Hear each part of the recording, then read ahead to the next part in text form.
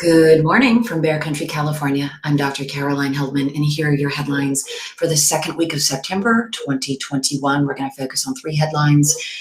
First, Biden and his approval rating and everything he's handling. Second, the 20-year anniversary of 9/11.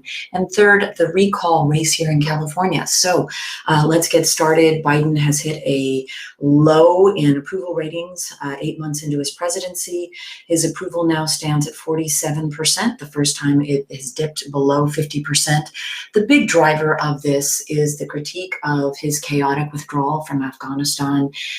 Good critique, right? The underestimation of what would happen if we withdrew air support and withdrew contractors who could maintain air support for the Afghan government, and also faulty or bad intelligence about how quickly the Taliban would be able to take over because local and perhaps even national officials had already struck a deal with the incoming group whom they knew would take power eventually in order to reduce bloodshed and maybe for graft. But at the end of the day, Biden bungled this withdrawal and has seen a plummet in his approval rating. He also took a hit with the jobs report last week. We added about 230,000 jobs. If you recall, the previous month, it was about 1 million jobs. So we're seeing a slowdown in terms of the economy during a global pandemic where we're up to 1,500 deaths per day in the United States, similar numbers to the previous surge last winter. Also, Biden is responding to Hurricane Ida. Nearly 50 people died in the Northeast, tornadoes in 6 states, 172-mile-hour winds in the Gulf Coast, hundreds of thousands of people without power until yesterday in the Gulf Coast, and specifically in New Orleans. So Biden responding to that with a kind of Bill Clinton style of "I feel your pain," going to various locations where people are hurting. Also using this as a moment to say, look, red flag on the climate crisis here, that 1 in 3 Americans live in an area that was affected by a weather disaster in the past 3 months. 1 in 3 Americans. So the climate crisis is upon us, and really using this as an opportunity to push his infrastructure plan, which does include a lot of infrastructure for electric vehicles, for example, and other forms of energy that can get us off of our fossil fuel addiction. Also, Biden is responding to the fact that 1 in 4 Americans is vaccine hesitant or doesn't plan to get a vaccine. Remember, we need herd immunity. We need vaccination rates to be up around 80 or 90%, depending upon which expert you're listening to. So 75% is not going to cut it. So far, we're up to 60% have 1 vaccination. But we need to get higher numbers, and we're not going to get those higher numbers with all these vaccine hesitant folks. So Joe Biden is revealing a 6-point plan to get a higher number of vaccinations in the country. He's revealing that later today. So he's got the Afghanistan withdrawal. He's got natural disasters on his hands. In the federal response to that, he's got a global pandemic. He's got an economy that is faltering. I mean, this is a presidency that is managing a lot of different things. He's doing a good job on some, not so hot of a job on others. At the end of the day, though, wow, it's nice to have an adult in the White House. And I never thought that that would be the low standard at which I'm just, comfortable with a president. Obviously, I want Joe Biden to do better in many, many ways. But I'm not worried, for example, about whether or not we're even going to respond to the pandemic. I know we are. We're not going to wait 71 days, deny it, say it isn't happening, and then let those rates metastasize. Moving on to our second big topic for this particular week.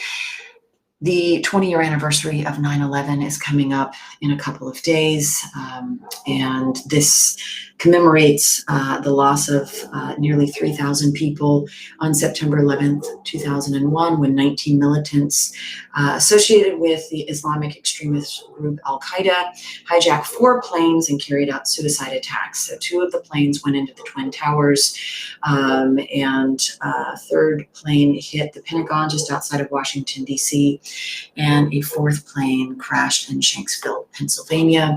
So almost 3,000 people killed. We launched a global war on terror and our efforts and our response to 9/11, going into Iraq under false pretenses, and then going into Afghanistan and staying well past our welcome, have actually contributed to the problem of terrorism globally. Terrorism has metastasized for a number of reasons, but part of it is our response to 9/11. There are many, many more people who have been radicalized to violent extremism using the United States occupation and the false pretense of going into Iraq after 9/11 that had nothing to do with the attacks that day. All of this used in propaganda in order to inspire more terrorists to join the ranks. So yes, the global war on terror is actually contributed to a metastasization of terrorism globally. Also our freedoms, what we gave up with the USA Patriot Act, what we gave up in terms of surveillance, in terms of designating enemy combatants in order to circumvent the Constitution, and what it provides basic provisions for citizens and folks in the United States. I mean, we've given up a lot in response to 9/11 in terms of our own freedoms, our own safety, and the global safety of folks everywhere as terrorism has metastasized. I will say that I was in New York and living in New Jersey, but in New York on 9/11, and woke up just with a sinking pit in my stomach, and went and was really sick and threw up. And then my phone started ringing off the hook, and my dad, who's passed since, but he called and said, "Turn on your TV. Do you see what's happening?" And watching that happen, and then going in and into New York and waiting with socks, with water, waiting for survivors to come out, and realizing that we weren't actually going to be able to serve folks in the rubble because they weren't coming out, but we could serve the folks who were looking for people in the rubble. If you talk to anyone who was in New York or New Yorkers, you scratch the surface of 9/11 and you can just see the emotions come up. This is not something I will ever get over. I mean, it's just heartbreaking.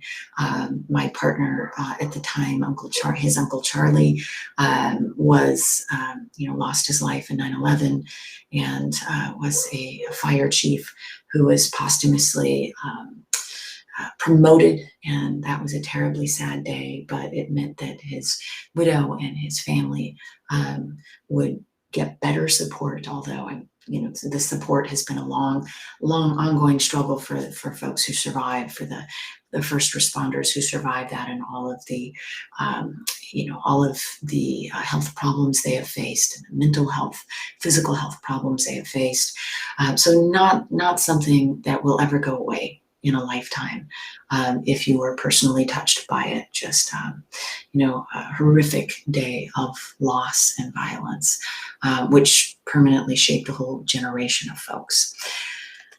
Third big headline, the recall election. What the heck is happening in California? Well, if you haven't been paying attention, we are in the middle of a recall election. There were 5 previous attempts to recall Governor Gavin Newsom, who's a Democrat, and a pretty liberal Democrat at that. So the 6th time was a charm.